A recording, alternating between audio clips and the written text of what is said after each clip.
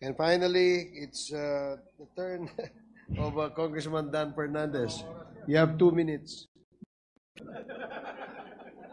And 2 hours. Yeah, waited so long. Anyway, actually, I have 60 slides pero bawasan na natin, gabi na. Kaya na sa mga resource persons natin. Lalo na kayo. Pakilagay yun ng page 5.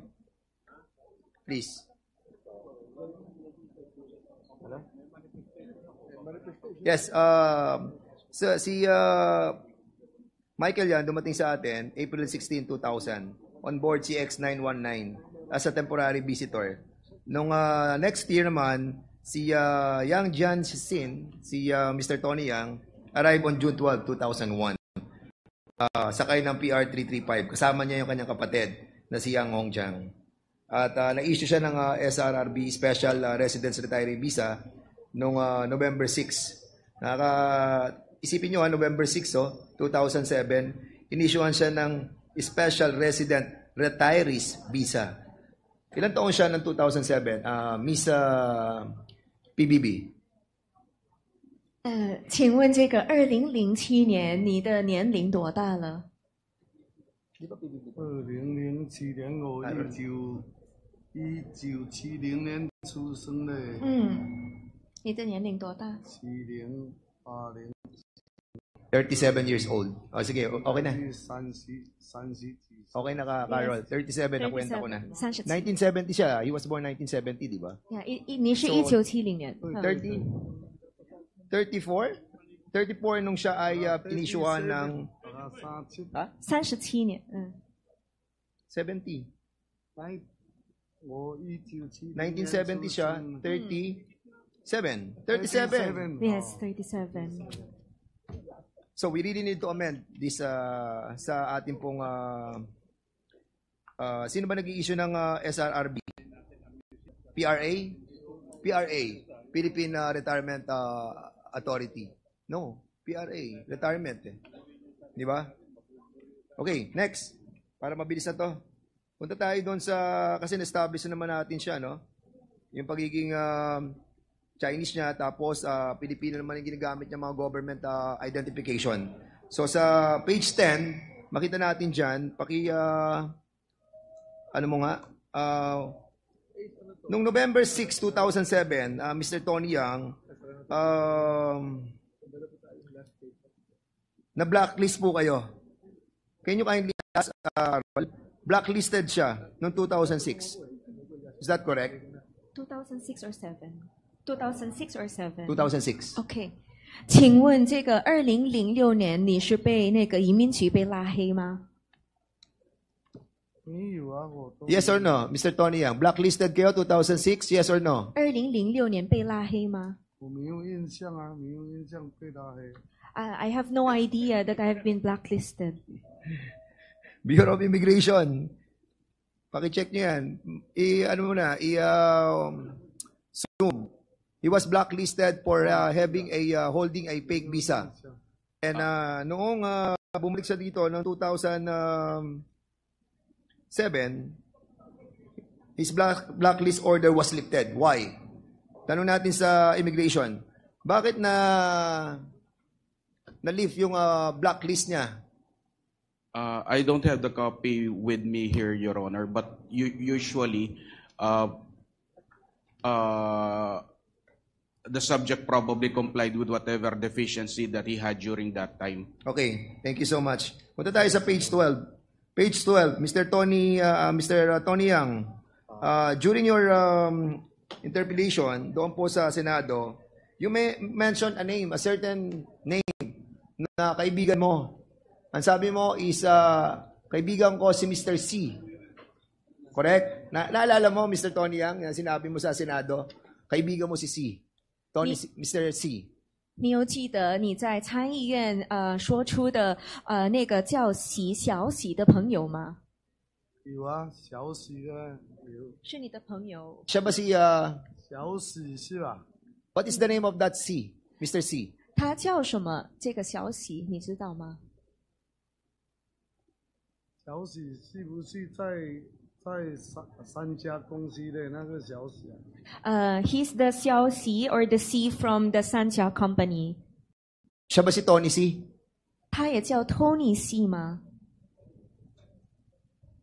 托尼西，不，那不，他不是叫托尼西，那个小史是我知道他的姓，因为中国都称呼姓嘛。 Okay. 小史吧。 Sige nga ba. So, andito naman sa iyong LTO, sa driver's license mo, yung application mo, sinasabi mo na meron kang kaibigan na Mr. Tony C. So, you remember putting his name?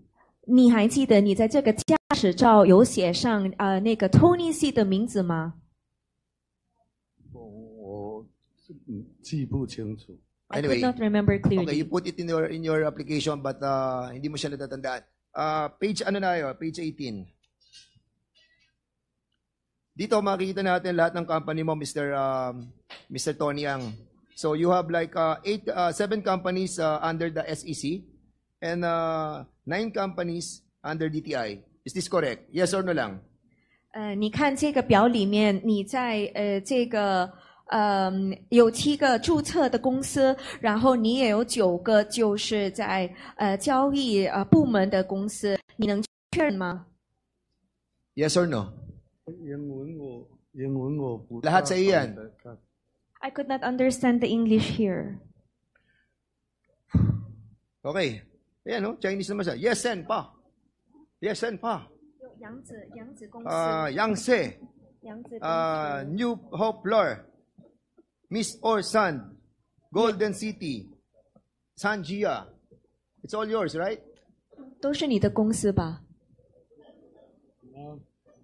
有三甲，还有杨子，还有Cagayan。 O, pakita ko na lang yung ano. Pakita mo yung 819. Picture na lang para makita niya. Picture. 19. Page 19. 哦，红杰那个很早的了。 Yeah, the Hongcheck is a very early company already. 哦， 138 is yours. AGL is yours. Mr. Tony, huwag mo na tingnan yan. Wala na yan. 这个138也是你 So 的吗 138 is yours. 不是138。 AGL. No, it's not. AGL. 不是。 Page 22.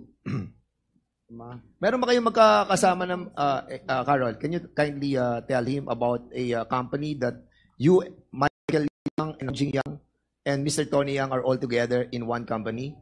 Meron ba silang company na magkakasama silang tatlo? Kasi kanina sinabi niya, wala eh. So wala silang financial transaction with his 2 brothers, no? So I'm asking him, meron ba silang magkakasamang tatlong magkakapatid sa isang kumpanya? 有没有跟你的弟弟 Michael 还有那个杨红景跟他们一起开的企业吗没有，我没跟他们开企业。 ？No, I don't have any company together Okay, with ayan, them. sige. I-ano natin, i-move ano mo, Mr. Tony Yang, you are lying. You are lying. Nagsisinungaling ka. Sige, sumo nga yung yung kanilang company, Yesenfa Development Corporation. Pakikita ko kung saan yung company na yan. Ayan. Ayan. You are all together in one company, Yang Hongjiang, Yang Hongming, and Mr. Antonio Lim. 这什么12岁的？ Oh, When was this? the Yesenfa Development Corporation. Wait. Ako pa tinanong mo ngayon, Sandali. Parang ako. Tinatanong ko lang kung meron siyang company ganyan. Hindi ko tinatanong kung kailan. No matter what, basta nasa SEC yan. Registered under his name and his signature appears on that. Carol. 然后这个最主要就是已经注册的公司，然后你的名字也在里面，所以我们想要确认你是否跟他们你两个兄弟有跟他们一起开的企业吗？没有，我没跟他们2个开企业。 So I never had a company with the 2 of them. Amla, can you kindly, asan ang Amla? Amla, can you kindly tell us kung meron kayo nakitang transaction between Mr. Tony Ang and together with the two siblings? Yung kay Hong Ming Yang and Hong Jiang Yang. Sir, Your Honor, I beg your indulgence. Under Section 8A of the Anti-Money Laundering Act, we are prohibited from disclosing any information that we have acquired in the course of the performance of our function, Your Honor. Okay, and that's the reason why we need to amend. Alam nyo, pati ang AMLA nadadamay sa mga kalokohan to eh. Sa totoo lang. Yung mga ganitong klaseng kalalaking pera, no? Na dapat nanonotify na ang government. Di ba? Ang daming malalaking pera na nakita namin eh. Pero these are not all reported. I don't know. Pero we need to amend yung sa AMLA. Anyway, punta tayo sa page 27. Ito, hindi na makakapag-deny dito si Tony Yang. Mr. Tony Yang, stop lying. Ha? Stop lying. Last mo na yan. Huli na. Kapag nagsinungaling ka pa, we will be citing you in contempt. Believe me. Okay? 请不要说谎。不会，我不会说谎。 I will not lie. Ha? I will not lie. Please po. Maki-cooperate na po kayo. 求求您了。 Okay. 我今天没 Next, ano? Okay. Yan, Mr. Tony Yang. That is yours. Misamis Oriental Sand and Gravel Corporation. You have a company beside the company doon po sa Sanjia, which is located under the PBDEC. Correct? Yes or no? 这个就是Misamis Oriental 有这个沙子的公司，还有旁边就是你那个三甲的公司，这个三甲就是在 FIBIDEC 里面是吧？是 Yes. Yes, okay. So, nireclaim mo ba ang property? Kumuha ka ba? Tanong mo. 有没有获得这个土地呢？有没有获得这个土地 ？Reclaim the property. Reclaim. Kumuha ka ba ng permit sa PPA? 你从 PA 获得这个许可证吗 有， Meron?？Yes. Are you sure? 确定吗？确定。 Submit to this committee that permit that you were able to get from PPA. And we'll be asking also the PPA to be present in the next hearing. OK， 请把这个文件 Reclamation. 发给他们，关于这个 PPA 的需求。 Ay, yeah, pala. Philippine Reclamation Authority pala. PRA. Did you get a permit from PRA? 你从那个 PRA 有没有获得许可证呢？就是要获得这个土地的许可证，要开发这个土地的许可证。有啊。有 PPT 里面的那个许可证有啊。 You are under oath. You under oath. He is mentioning about the PPT permit. PPP. PPT 吧 PPT. Philippine. 是开发区吧？菲律宾那个 PPT 这个吗 PPT？T PPT 哦 PPT 吧 PPT PPT. It's PPDEC, FIBIDEC. It's a No, PPDEC. okay, sa PBDEC. Andiyan sa PBDEC natin. Can you kindly, during that time, sino ang head ng PBDEC? 那个时候 FIBIDEC 的他们的主人是谁？ Lavinia or Quintana? 那个 Quijana. Lavinia 还有 Quijana or Lavinia? Quijano or Lavinia? Lavinia 还是 Quijano？ 当时好像是 Quijano Quijano. Mr. Quijano. 好像是 Quijano. Administrator Quijano. Please sit on the Attorney Franklin Quijano. The company is Misamis Oriental Sand and Gravel Corporation. Beside his own company, the Sanjia. Mr. Quijano, did they apply for a permit from PBDEC?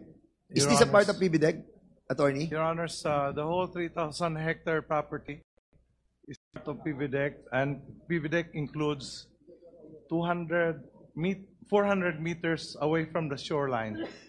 And therefore, that area, Your Honor, is part of PVDEC. Unfortunately, Your Honor, during my watch, I never issued any permit with any sand and gravel operator. Okay. Mr. Tony Yang, ang sabi ni Attorney Quijano, no permit. 你拢赔赔啦。他说那个Quijano 律师说你没有获得这个许可证，在 FIBIDEC 的许可证。 No permit. 有啊，我们那里面是给他们租的啊，给 PPT 里面租的啊。 Okay, so I was renting at FIBIDEC. So Hindi, iba ang renting, iba ang permit. In renting, Mr. Tony Yang, iba yung pag-upa, iba yung permit na ibibigay sa'yo. So kanina, Mr. Tony Yang, you were telling us that you secured the permit from PBDEG. Di ba? Sinabi mo. Ang sabi naman ni Atty. Quijano, wala kang kinukuhang permit. So sino nagsisinungaling sa kanilang dalawa? 因为你刚才有说过你有获得这个 FIBIDEC 的许可证，对吧？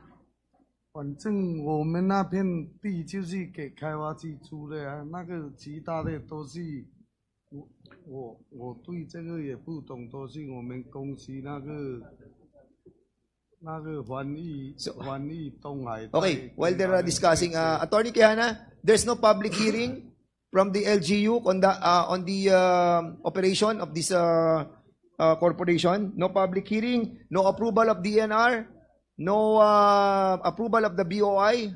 As far as sand and gravel permits are concerned, Your Honor, FIBIDEC made it a point not to issue any sand and gravel permit to anyone. But hindi natin to pinasara during your time. However, Your Honor, the local government unit and the province of Misamis Oriental is the one having jurisdiction over the issuance of sand and gravel permits, Your Honor. No. You were telling us a while ago that this is under your jurisdiction. Well, this is a part of the Philippine PBDEC, the Philippine what do you call it? Authority. What's that? Philippine Veterans Investment Yes. Development Corporation. So, being a part of the of your jurisdiction, you have the power to close it. Your Honor, If they haven't unfortunately- done any permit coming from you. Unfortunately, Your Honor, there's an overlap. What overlap? In the case of the issuance of sand and gravel permits, the local government unit claims that they are the ones who are empowered to issue permits. But you know the authority. Why did you not Your- fight Your over Honor, it? this is in fact one of the apps because FIBIDEC is located within two municipalities, Taguluan and Villanueva, Your Honor. And it is for this reason that this representation was demanding from our engineering office to define thoroughly the river system, Your Honor, because we were worried that there is overdrawing of sand and that the embankments are endangered because of the permits that are being issued by the local government unit. So while the two municipalities are fighting over who have the jurisdiction over this operation, the operator continue to operate. Is that what you are trying to tell us? Unfortunately, Your Honor, yes, but not just this corporation we are referring to. There are also operators upstream who were drawing sand and gravel from the Who river. have the same case? Yes, Your Honor. So what did you do? Well, Your Honor, this is an issue of conflicts of law because even as we say that FIBIDEC, which is one of the first ecozone created through Presidential Decree 538, the subsequent passage of the local government code tended to create that conflict, Your Honor. Anyway, we haven't read yet the power that was given to your authority, but we will, and we will continue the discussion about this, given the time that we will be able to be knowledgeable about it. Anyway, we'll go to the next page, 28.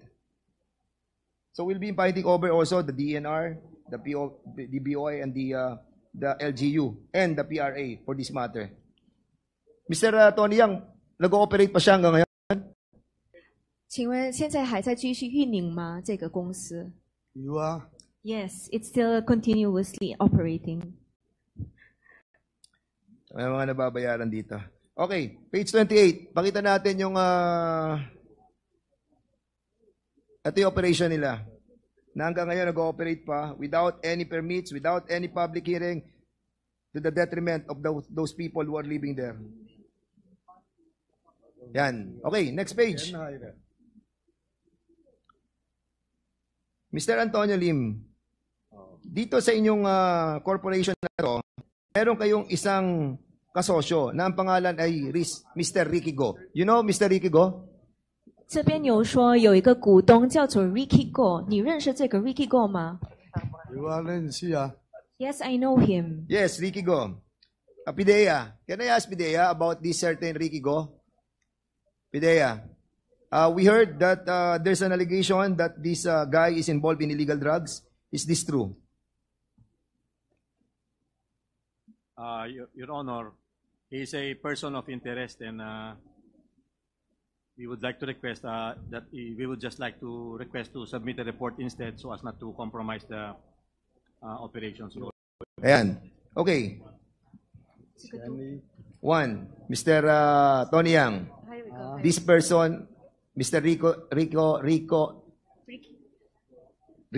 is a person of interest of the PIDEA.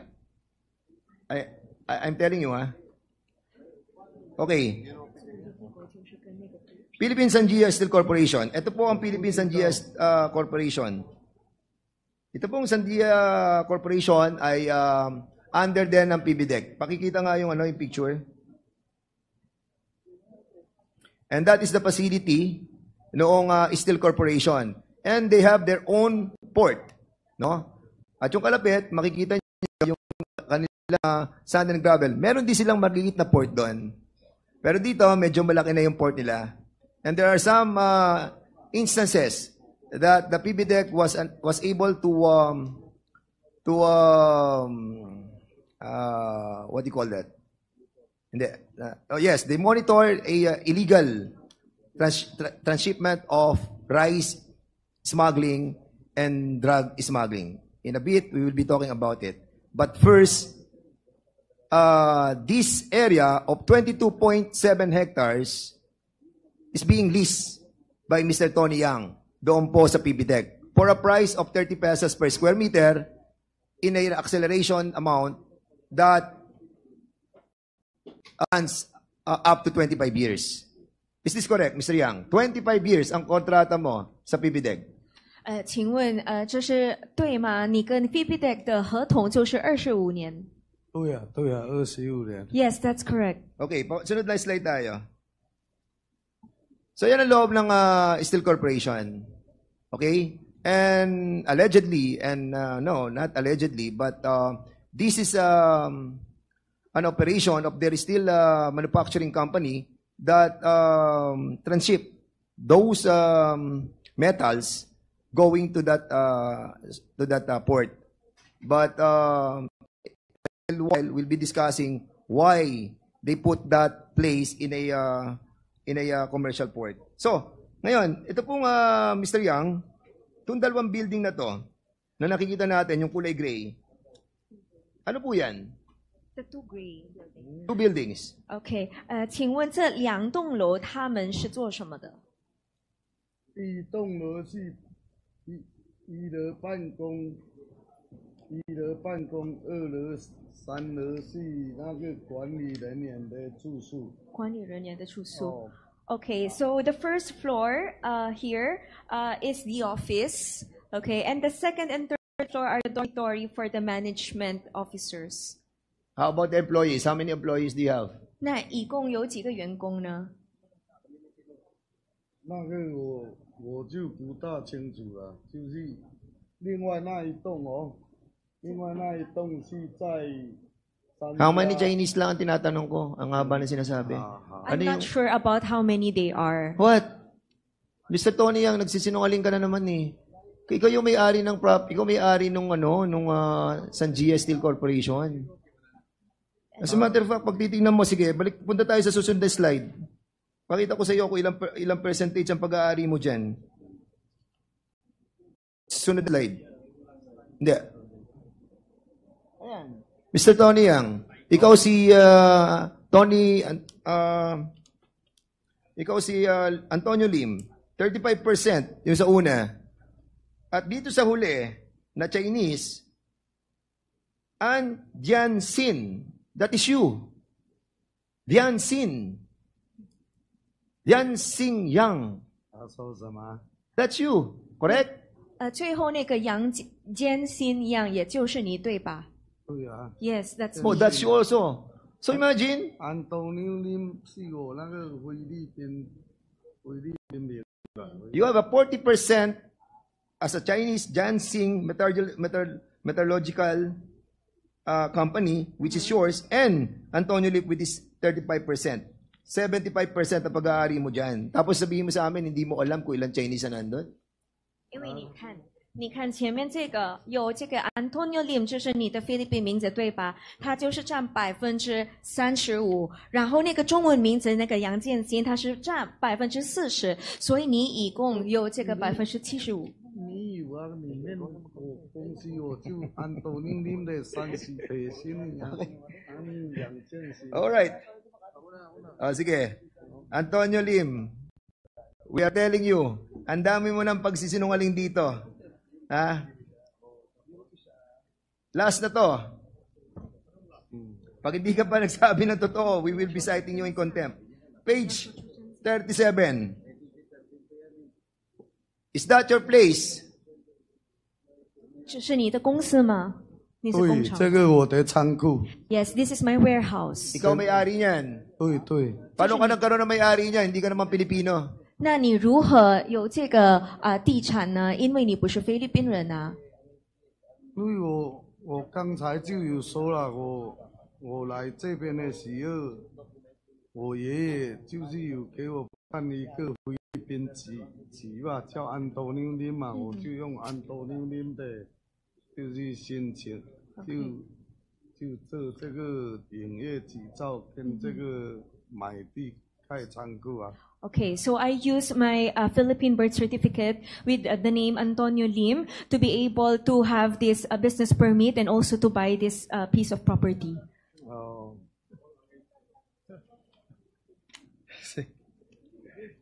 Unbelievable. Okay, yung susunod natin, ano? Ito yung po nga kanilang ito po yung kanilang corporation, yung New Hope Flour Milling Corporation.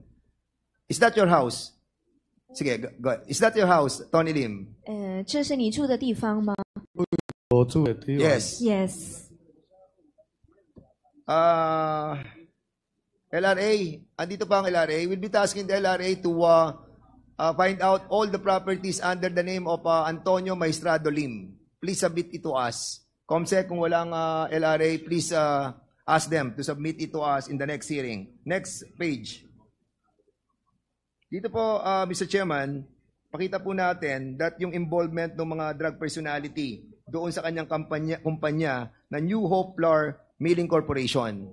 Next na tayo dyan. Huwag na yan. Yan. Oh, no. Balik tayo doon sa GIS. GIS, one more. No. GIS, balik. Page 38.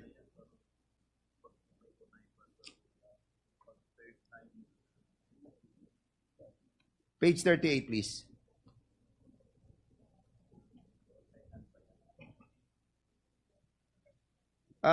Mr. Tony Yang, doon sa New Hope Flour Milling Corporation, meron kang kasosyong Alan Lim, aka Wenxiong Lim. 请问在这个面轮公司，就是 New Hope 的公司，你有没有跟 Alan Lim 做股东呢？ Alan Lim 是林伟雄。没有。 Wala na naman. Last na talaga to. I'll be citing you in contempt, Mr. Tony Yang. 他说什么？如果你不说真相，他会再告你。真的没有。 May kasosyo ka bang Alan Lim? 有没有 Doon sa New Hope Flour Milling Corporation. 有没有 Who is Wenxiong Lim? Alan Lim 维兄林的股东呢？没有。 None. Wala. O yan, pakita natin. Mr. Chairman, I'll be citing this person in contempt. Many times that he lied. Ang liwanag na maliwanag sa GIS, dyan sa corporation mo, Milling Corporation, Rice Milling Corporation, ayan si Alan Lim, kasosyo mo. Now you see? No, Alan Lim. Mr. Chairman, Before that, maybe Mr. Chairman, there are two personalities, drug personalities, that I mentioned that are included in the as incorporator of the two companies. And he lied twice. Alan Lim and Ricky Go, who are involved in drugs. Now, in front of us, he is lying. So, I think, Mr. Chairman, it's high time that we have given this guy a chance that we in contempt, Mr. Chairman. Before we cite him in contempt, Mr. Yang, Tony Yang, tanungin mo yung lawyer mo. And counsel, can you advise him? Can you please tell him that his name is in the GIS of the corporation mentioned?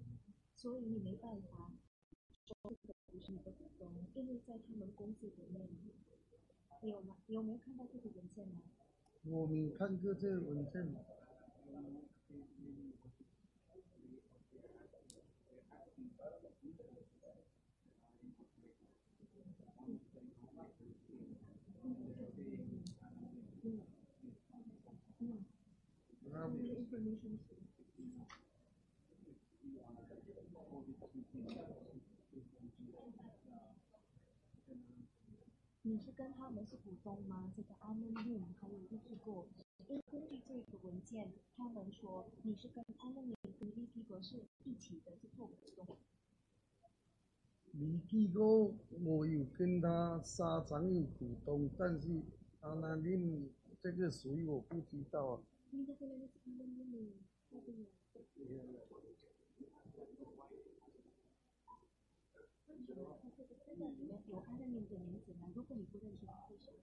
因为这个辩论场以前是 Chairman, I'll proceed muna para mabilis tayo, no? Habang sila yung nag-uusap ng lawyer nila. I'll go sa page 56.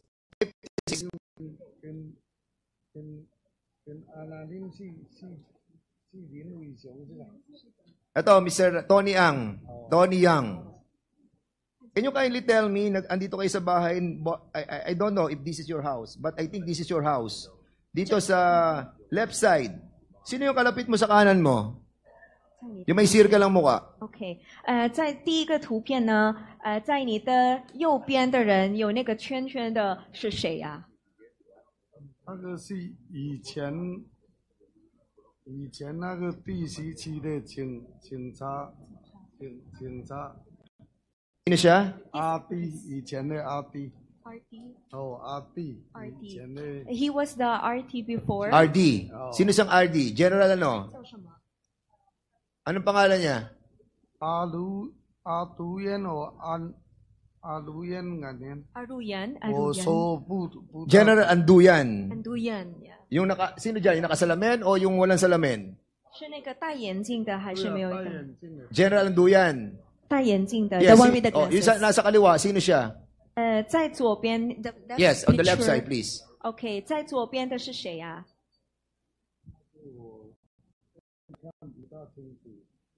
现在看。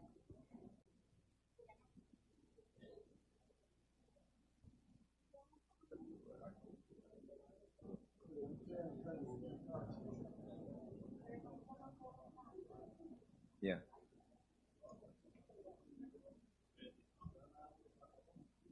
So, kilala mo na, Tony Yang? Mr. Tony Yang? I cannot see it clearly. General Co-op. Is that the... Rings a bell? General Gerald Co-op， 你认识吗？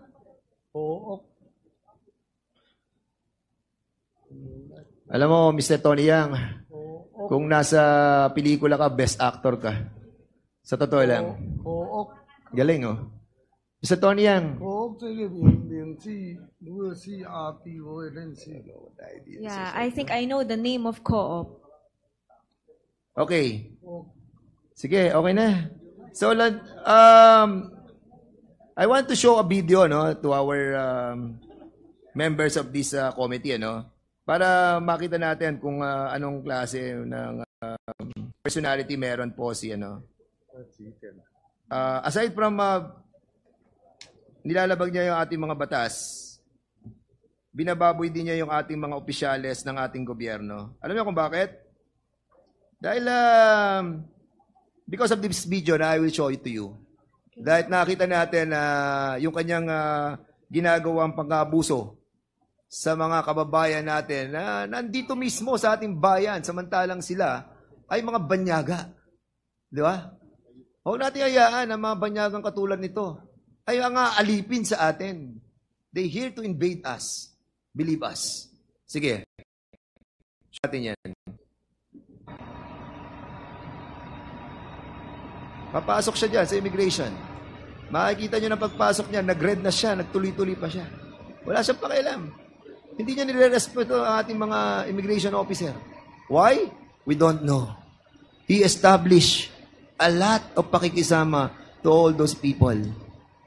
Basically, we Filipinos have something also to be regretful. Kasi, pinababayaan natin na tayo ay babuyin banyagang katulad nito. And for this reason, Mr. Chairman, I move that we cite this person in contempt. Second. There is a motion to cite Mr. Tony Yang in contempt for violating Section 11 of the Rules of Procedure governing inquiries in aid of legislation. Duly seconded. Are there any objections? Hearing none, the motion is approved. Mr. Chairman, Mr. Yang, you are now cited in contempt. 你现在已经被告这个污蔑我们这个听证会，污蔑我们这些政府的官员。我真的不知道那个人，真的不知道。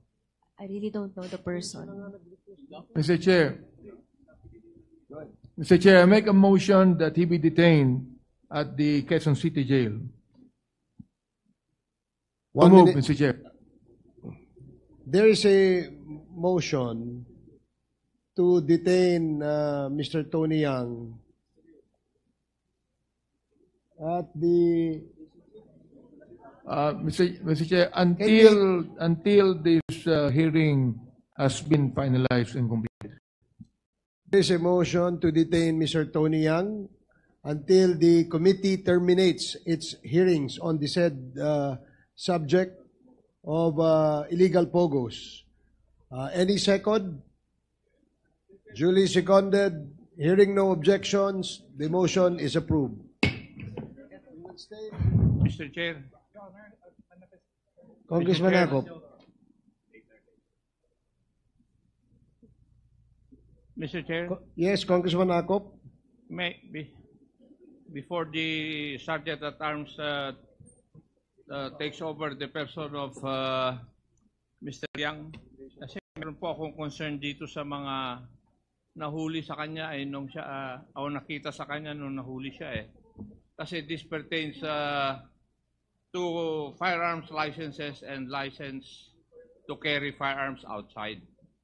Totoo ba na may mga licenses na nakuha sa kanya to possess firearms and to carry them outside? Yes, Your Honor. He had a LTOP and a permit to carry IDs when we arrested him. For how many firearms? Upon checking with the Firearms and Explosives Office, only for one, Mr. Chair. Yung lisensya na? Yes, sir. No. I wasn't able to check the type, but the firearm registration is good for one. We were able to validate that with FEO. There is only one name, one firearm to his name, Mr. Chair. Mr. Chair, since this is the last meeting of or last hearing of the Quadcom for this season, siguro ito tatanungin ko na dun sa Philippine National Police after or in the next hearing, whether it is during our break or after our break. The other issue that I would like to start, Mr. Chair, is that I think Commissioner Morente is here. I am, Your Honor. Yes, and during the pandemic, you were the commissioner of the Bureau of Immigration. Tama po ba? That's correct, Your Honor. Yes. And there are reports that the Bureau of Immigration conducted raids on Pogos during that period. Would that be correct? That's correct, Your Honor. That's correct. Mr. Chair, we will take that up in the next hearing. And may I be allowed to make a manifestation, Mr. Chair, kasi gabi na eh. Mr. Chair, may I be allowed? Magmamanifest lang ako. Sorry, Your Honor. May I ask that you repeat again your May I question? have the opportunity to make my manifestation kasi gabi na po, Mr. Chair. Please proceed. Thank you, Mr. Chair. I would just like to express my gratitude to my co-members of the committee for finding time to conduct this hearing kasi bakasyon na dapat tayo nung Wednesday pa. So maraming pong salamat sa inyo. Pero meron lang po akong na-observe kanina. Nagsisenyasan na naman si Honorable Fernandez at saka si Madam Cassandra. Hindi ko alam kung ano yung ganon. Sabi naman ni Madam Cassandra, ganon. Tapos gusto pa niyang kunin yung aking sandwich, ibibigay doon kay Madam Cassandra. Sabi ko, bakit isa lang bibigyan mo? So binigyan din niya si Madam Alice Go ng sandwich. Sabi ko naman, baka magselos si Mayor Don Kalugay. Pumunta ako doon sa kitchen, pakibigyan nyo nga ng sandwich si Mayor Kalugay kasi baka magselos. So, Mr. Chair, marami pong salamat sa opportunity na binigay nyo sa akin. Thank you, Congressman Akop. You may now continue, Congressman Fernandez. And please... Hindi pa ako tapos. For the information of Chairman Akop, that two burgers that I received a while ago, I told the waiter to bring it to Mr. Tony Yang. Unfortunately, fortunately or unfortunately, doon pinadala sa kanila. Anyway, PBDEC, pasensya na po kayo, PBDEC. This is all about you. This time, it's all about you. PBDEC, kayo po ay, noong 2021, sino po ang administrator ng PBDEC? At Attorney Lavinia? Pompey? Hindi po attorney, Pompey Lavinia lang. Pompey Lavinia. You were the administrator during that time. 2021, up to November 12, 2021. And during that time, you remember that a certain Attorney Les Gusey of the Legal Service Division and a certain Colonel Pete Dakipil have notified the Office of the Administrator of a certain email coming from Director Alikpala that indeed there was an incident regarding the docking of a vessel from Vietnam at Pilsanji Port. Do you remember this incident? That's correct, Your Honor. And on January 30, the division received tip-offs on alleged rice and drug smuggling going on at the Pilsanja Port. Doon kay Mr. Tony Ong. Is this correct? That's right, Your Honor. That the text message was sent to me, and I alerted the security division. And a vessel from Vietnam dock at the Pilsanjia Port was subjected to heightened alert as there was a need for PhilBidec management to be on guard against a repeat of the Verde Soco incident, where PhilBidec employees and the former administrator were subjected to press and congressional inquiries. Is this correct? That's right. I was very worried of something like that happening again. So we acted on the intel that came to my cell phone that there might be smuggled rice, and there was even, I think somebody told me verbally, possibly illegal drugs. And that voyage of the vessel MB Bin Puk 168 carried loads of 2,900 metric tons of rice. Am I correct? I cannot remember the exact amount, but it should be in the documents, Your Honor. And on January 31, 2021, you personally went to the port in order to check. That's right, Your Honor. If there was indeed an alleged rice and drug smuggling. That's correct. And the cargo was held there as need to be checked by Pilsangia Port dahil hindi siya pwedeng magpasok ng rice because it has no permit to operate as a commercial port. Tama? Opo, because they actually had there was already a board resolution approving its operation as a commercial port that was that was approved the previous term, but then they had not complied with all the conditions, including public hearing, publication of tariffs, consultation with the other port operators. We have 13 ports in FIBIDEC, Your Honor. So in other words, Mr. Pompi, you were saying that there was a certificate of board resolution number 2841 series of 2020 which was approved by the former administrator. And who is the former administrator? By the board, Your Honor, but including By the board. former administrator. The administrator cannot approve it by himself. And that internal document was not meant for public consumption. That's correct, Your Honor. So, Attorney Quijano, so why was there a resolution granting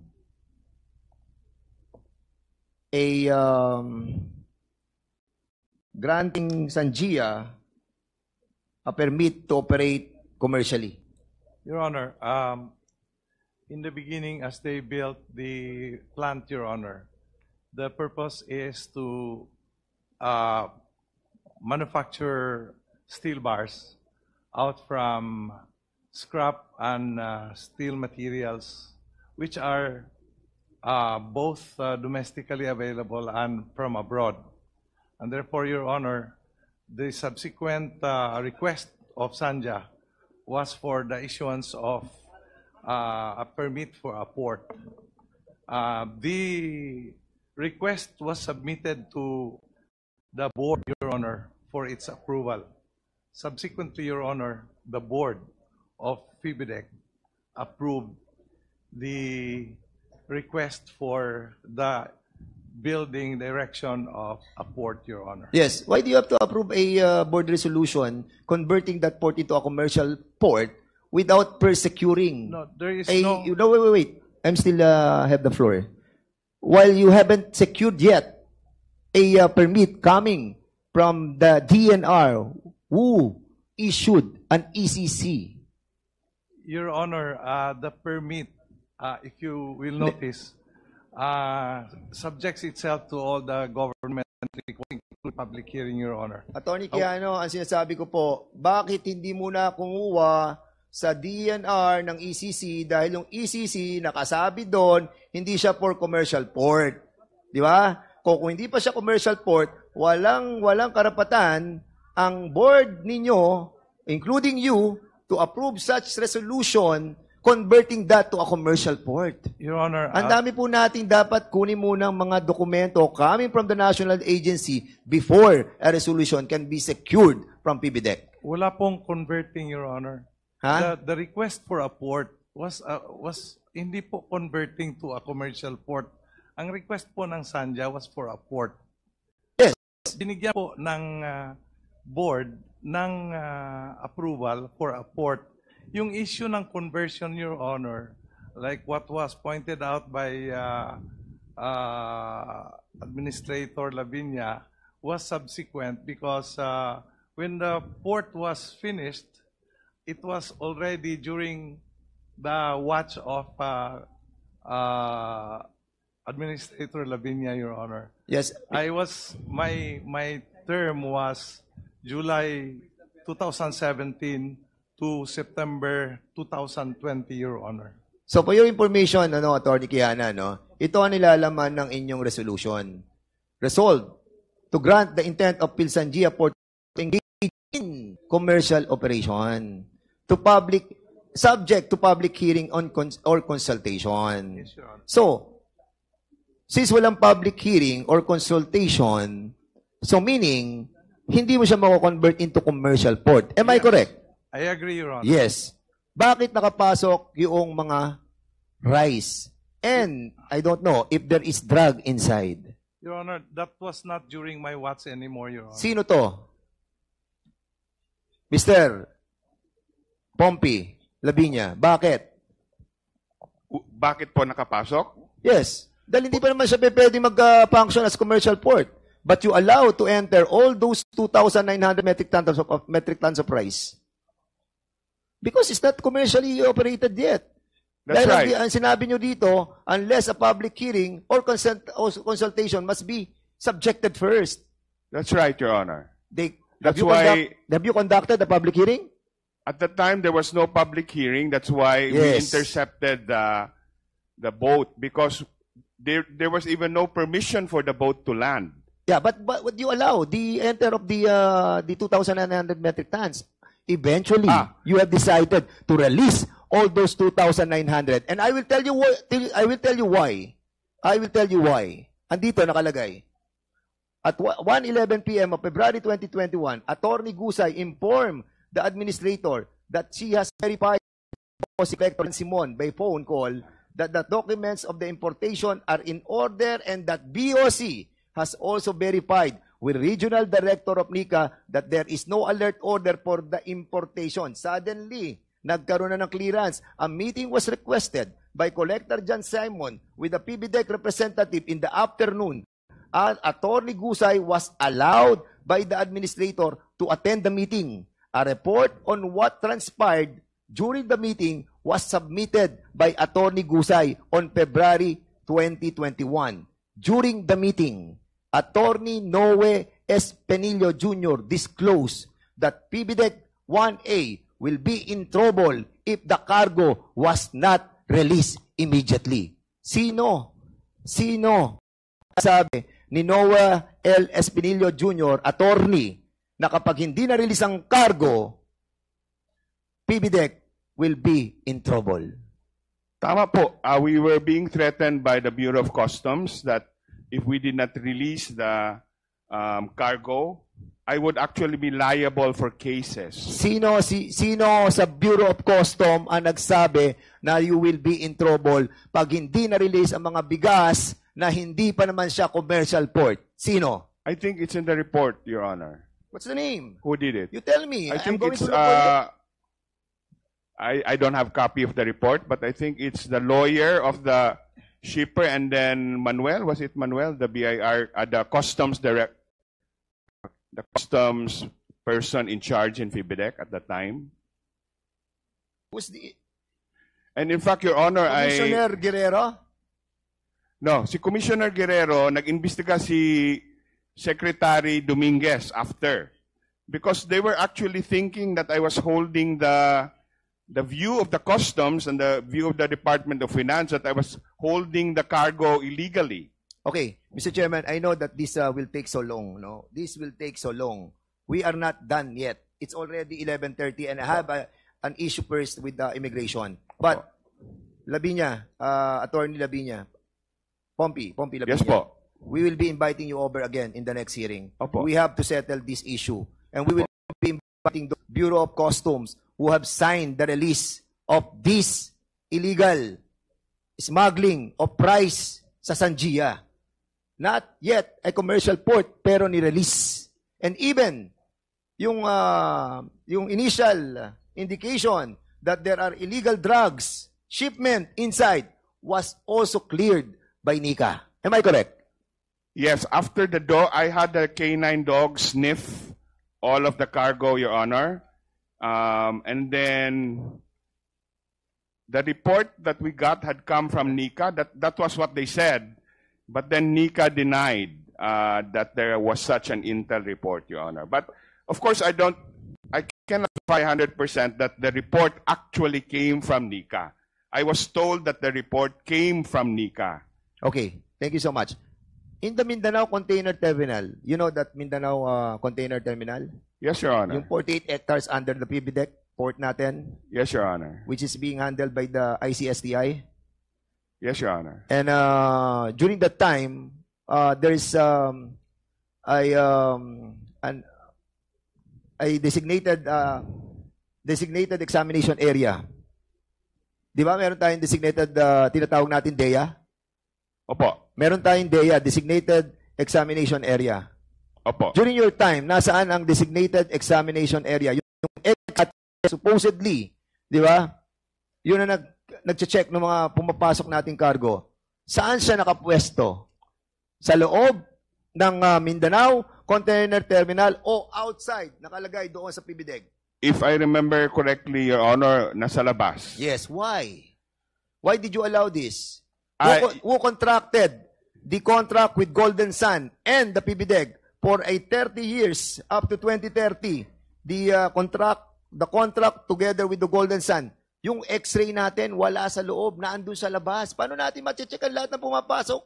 Nakalmeto, kung nasa labas siya. Po yun. Existing na po yun when I came in, so I don't know who And contracted why you did not it. check it and try to cancel that contract?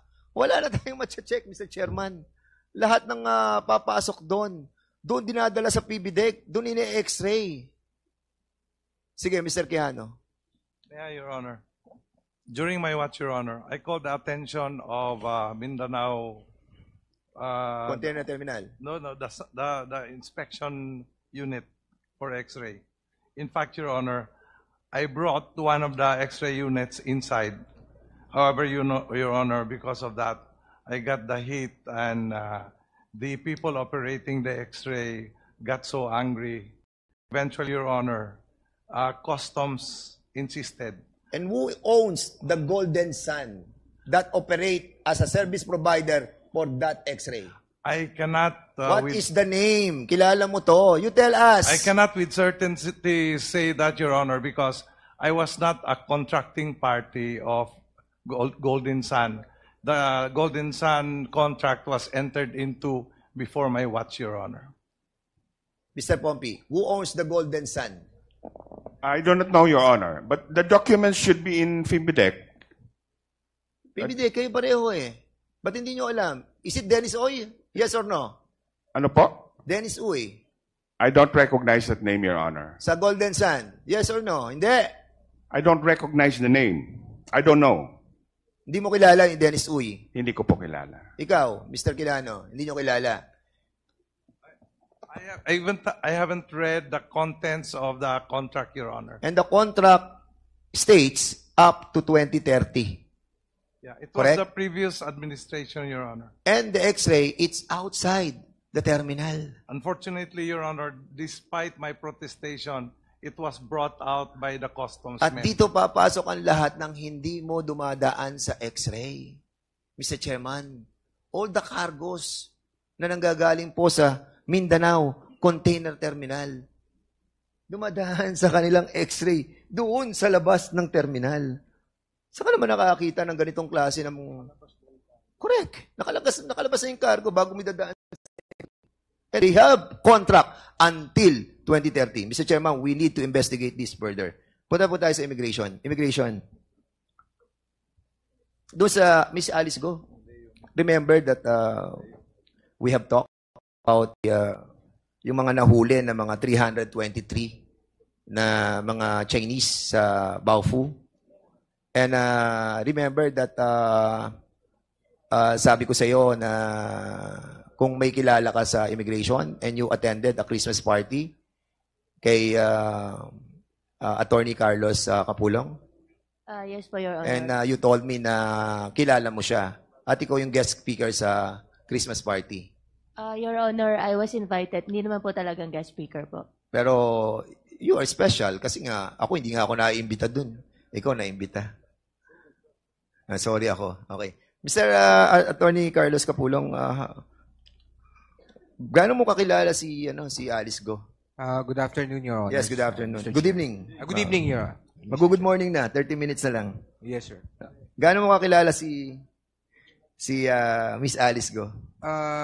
Good friend, Your Honor. How good is the friendship? We met over time, Your Honor. We met sometime May 2021, and then communicating. Then sometimes we go out for for lunch or dinner. And then during that time, I saw her. When I met her, she was not a mayor yet. She was an ordinary citizen. She was a businesswoman. And then I met her again personally during, I think it was sometime September of 2022. I went to the opening of Clark International Airport. All the LGUs of Pampanga and Tarlac were there. It was the opening. It was together with all the officials, and the president was there. My commissioner was there. And that's the time Bakit naman siya naisipan mong imbitahan sa Christmas party? Well, actually, it was just a chance invitation, Your Honor. Because since we met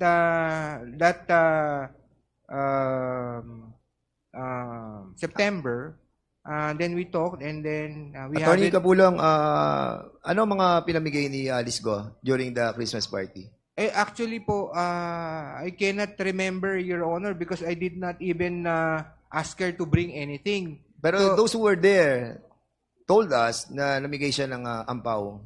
Actually, hindi po totoo yun, Your Honor. Okay. Sige. I asked them again. You are under oath, Attorney Yes, Your Capulong. Honor. Yes, Your Honor. Are you the former Port Operation Division? Ikaw namamahala ng mga airports and seaports sa buong Pilipinas mula 2019 hanggang 2022? No, Your Honor. I was appointed or designated, Your Honor, 2021 March and then until 2023 February, Your Honor. So 2021 ka hanggang 2023 February, Your Honor. Port Operator Division. Operation Division. Yes, Your Honor. Ikaw ang chief. Acting chief, Your Honor. Acting chief. So in other words, nakikita mo lahat ng labas, ng mga manifest, ng lahat ng mga bumabiyahe, ng lahat ng eroplano, lahat ng mga ship. Am I correct? We can check, Your Honor. We can check po. What? Pwede po namin i-check, Your Honor. Of course, you're the chief division na operating Yes, Your Honor. Ikaw yun. Yes, Your Honor. Yes, Di ba? Your Honor. Kung ikaw ang pinaka-chief, alam mo nangyayari sa lahat ng airports, sa lahat ng seaports sa buong Pilipinas. Am I correct? And you were assigned sa Region 3. Napa-assign ka ba doon? Area ng Bamban. Region 3. Napa-assign ka, yes or no? No, Your Honor. Hindi ka napa-assign? Can I clarify, Your Hindi. Honor? Tinatanong ko, klaro. Napa-assign ka ba sa Region 3? I was assigned way back 2010, Your Honor, sa Clark International Airport. As an alien control officer? No, Your Honor. Saan ka na-assign doon? Nung na-assign po ako sa Clark Region? Clark International Airport, Your Honor, that was 2010. 2010? Yes, sir. Yes, Your Honor, until 2012, Your Honor. Hanggang 2012? Anong position mo doon? Acting Head Supervisor, Your Honor. Mr. Chair.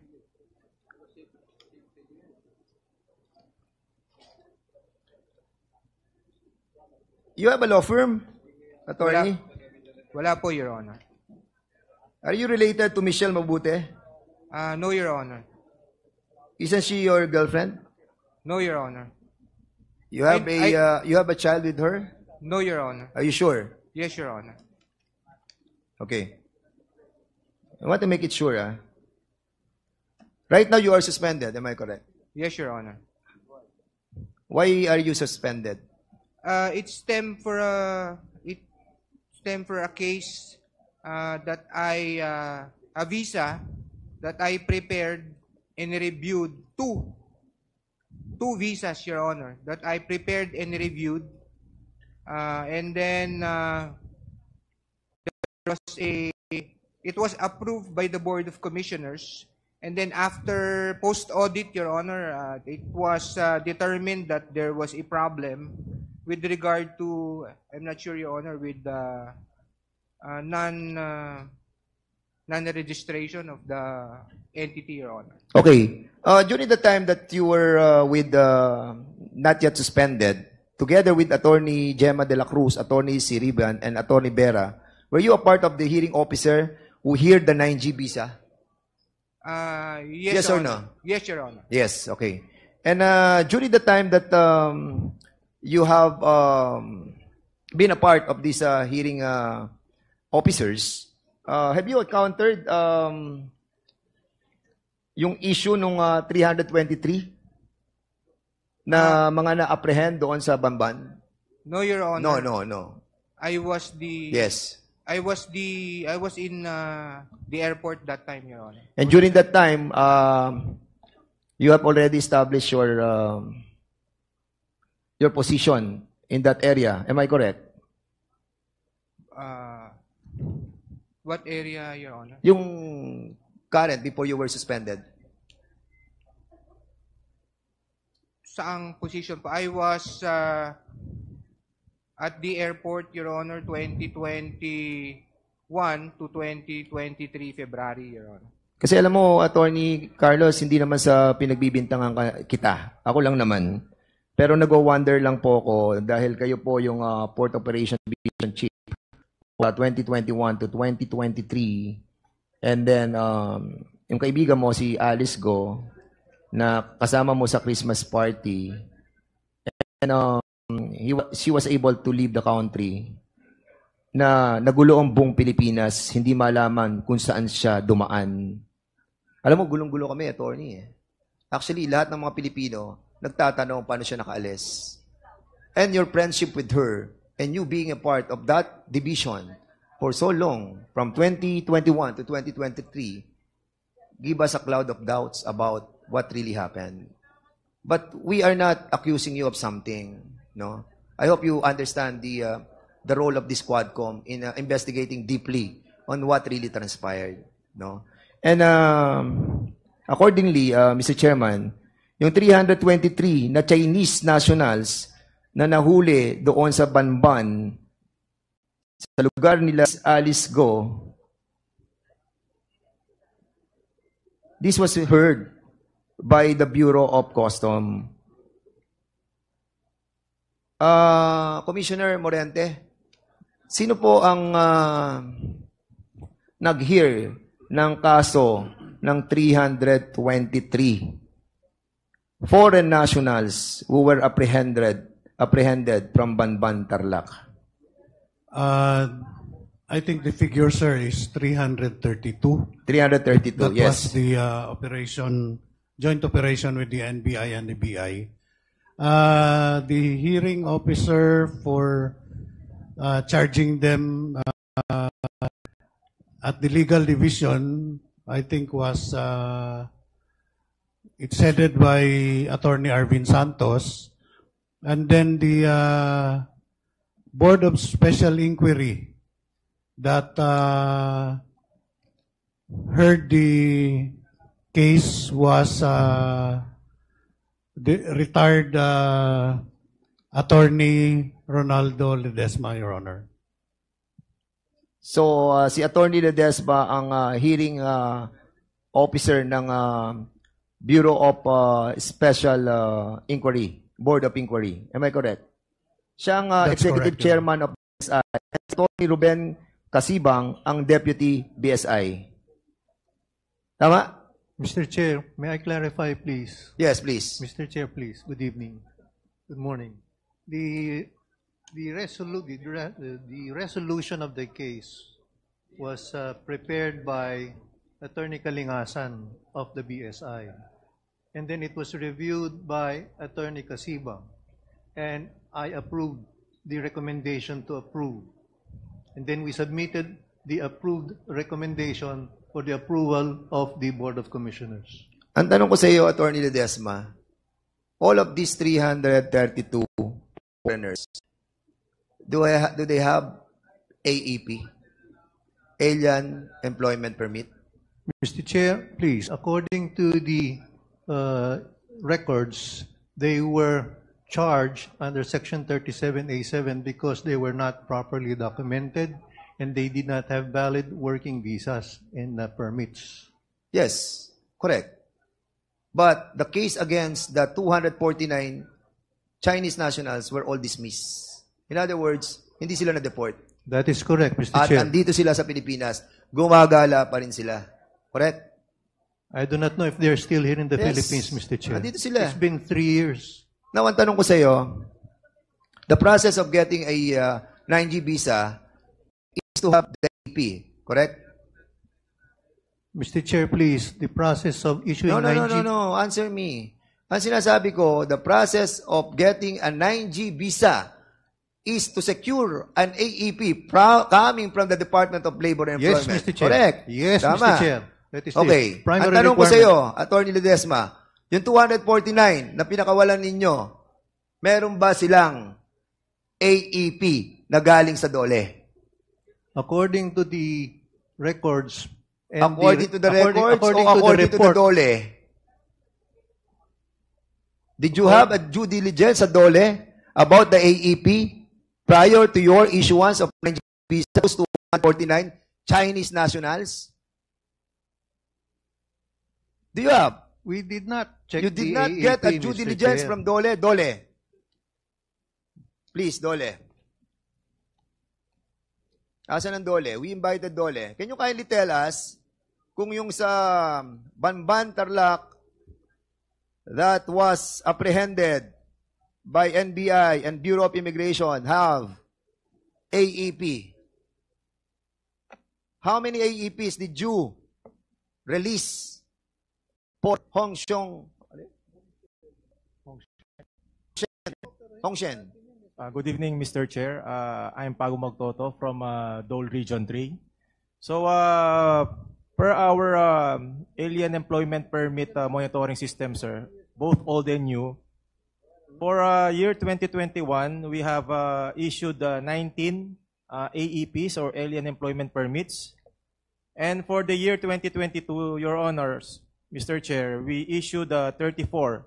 Wait, 2021, you issued how many AEPs? 19, Mr. Chair. 19. Oh, Sir, Attorney Ledesma, they issued 19 AEPs, a requirement prior to the issuance of 9G visa.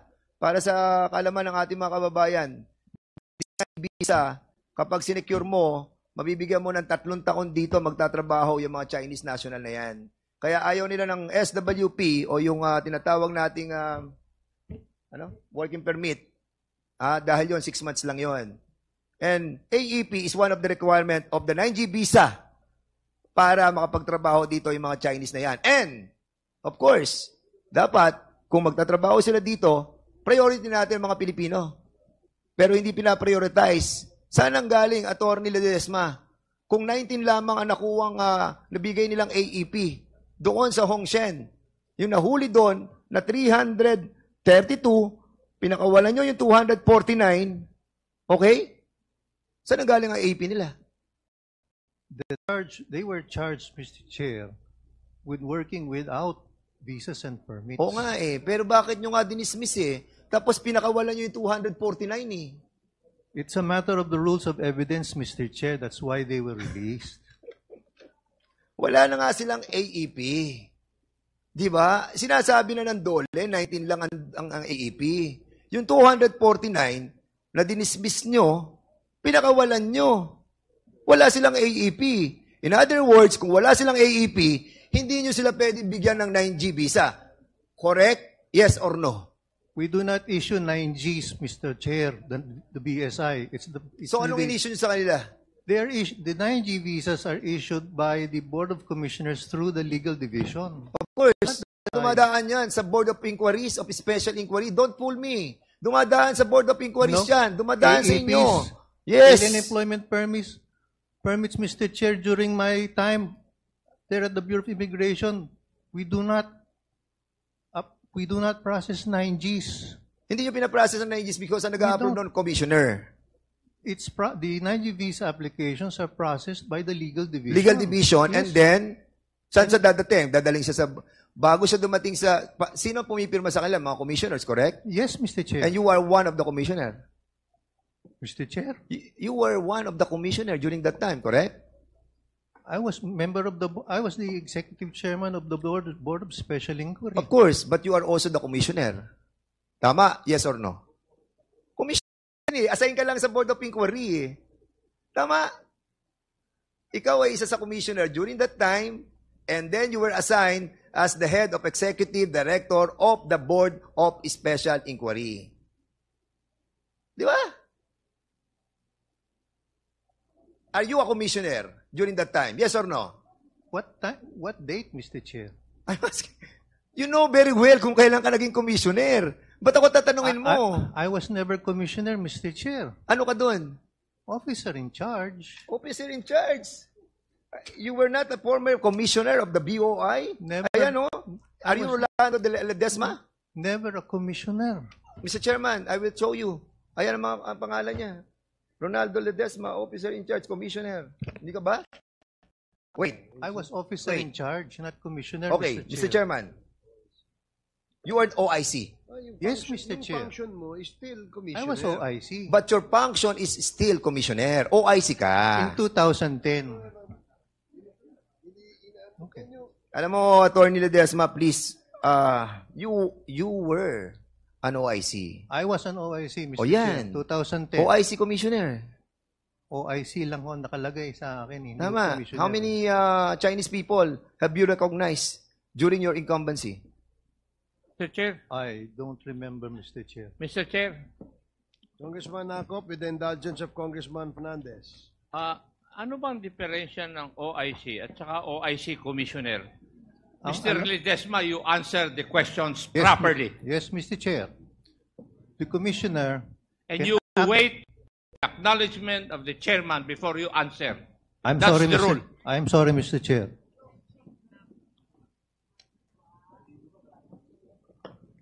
Okay, proceed.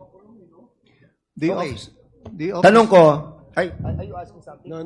Let him reply first. Sige, what is your response?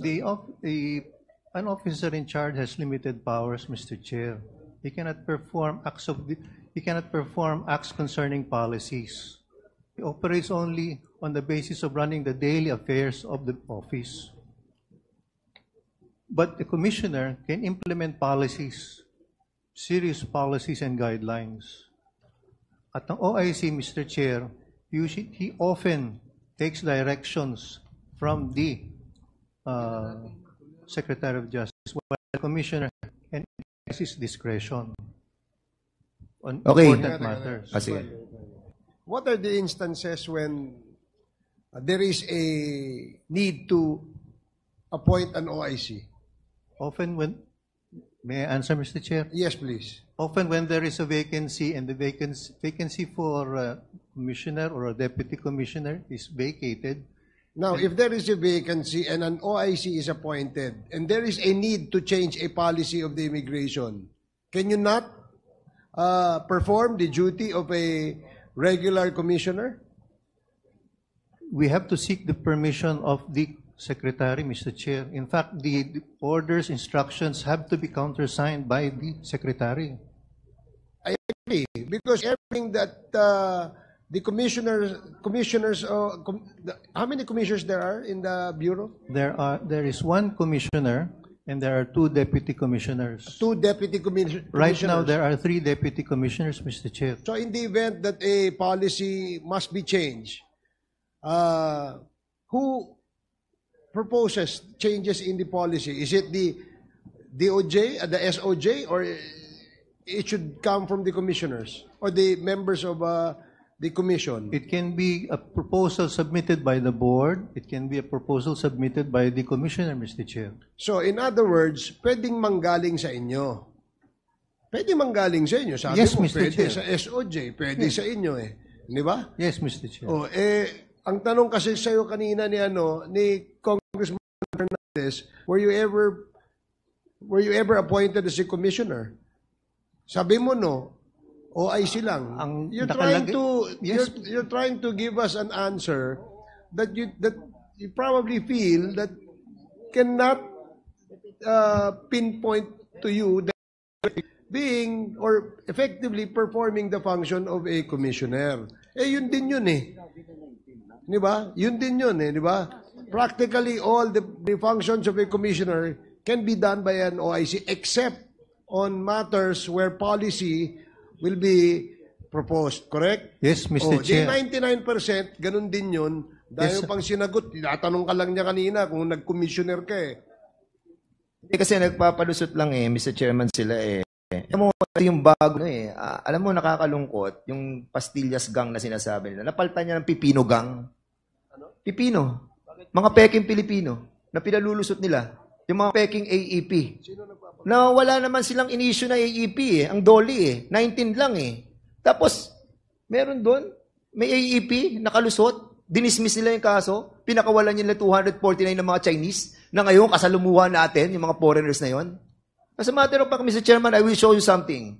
Dahil ito sa ginagawa nila, yung recognizing, yung ating pong mga Chinese, mga national, ayan, marami silang mga taga-ombudsman, sa ombudsman, sa mga Bureau of Immigration, na mga empleyado nila, na sukang nangyayari sa loob. Meron tinatawag silang Gucci gang sa loob. Meron silang tinatawag na pastillas gang at ang pinakamalaki ay ang Filipino gang. Pipino gang. Dahil mga peking Pilipino. Mr. Chairman, pakita niyo yung yung nirecognize nilang mga, saka naman nakakita, Mr. Chairman, 60 years old. 60 years old. Ha? I-recognize mo. Late registration, 60 years old. 50 years old, 49 years old, recognize. At ang sinasabi, Chinese father or mother, or ang mother ay Chinese, tapos Pilipina ang mother o kaya father. And then, kukuha ng birth certificate na late registration, makikita niyo mga dyan, 60, 50, 49. Yung mga Chinese na yan, Mr. Chairman, 18 years old pa lamang, pwede na lang piliin kung ano sila, Pilipino o Chinese. During that time of being an 18-year-old, doon ka mamili kung sino ka, kung Pilipino ka o Chinese. Pero 60 years old, 49, ganito kakapal ang inaprubahan nyo. Isa pa lamang ang nakukuha ko. Saying that all these Chinese became Filipino. Kaya dumadami ang mga Chinese sa atin because of you. Mr. Chair, gusto ko lang pong tanungin si Atty. Ledesma, bakit naging OIC ka dahil walang commissioner? Yes, Mr. Chair. O ibig sabihin, ikaw ang commissioner. Walang commissioner, ikaw ang OIC. Ibig sabihin, ikaw ang commissioner. Mr. Chair, I would like to declare that I'm going to file a resolution investigating the Bureau of Customs. Immigration.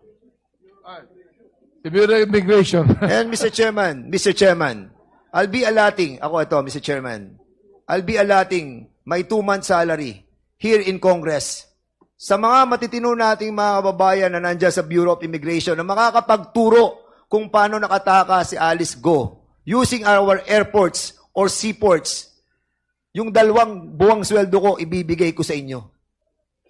Help us. This Quadcom is serious in cleaning our government. Join us, Mr. Chairman. The Chair, kayo nung mabibigay? Hindi, sa makakapagturo kung paano nakataas. I'm pretty sure, Mr. Chairman, because I have checked the CAAP. Ang CAAP, meron silang mga biyahe papunta ng Kota Kinabalu, papunta ng Singapore, na galing sa Clark, galing sa Subic, galing sa Palawan, walang passenger. And they know the ports. They know the seaports. They handle the division of checking those flights going out and going in. Maluluwag ang mga seaports natin. Maluluwag ang mga airports natin. And our people, hindi lahat sa immigration, thank you to all those immigration officers and employees who are faithful to their duty. But, those who are bad eggs, sorry, pero magkalaban tayo. Linisin natin ang gobyerno, tulungan ninyo ako, 2 buwan na sweldo ko, ibibigay ko sa makakapagturo kung paano nakataka si Alice Go with the help of our immigration officers. Mr. Chairman, maraming salamat po.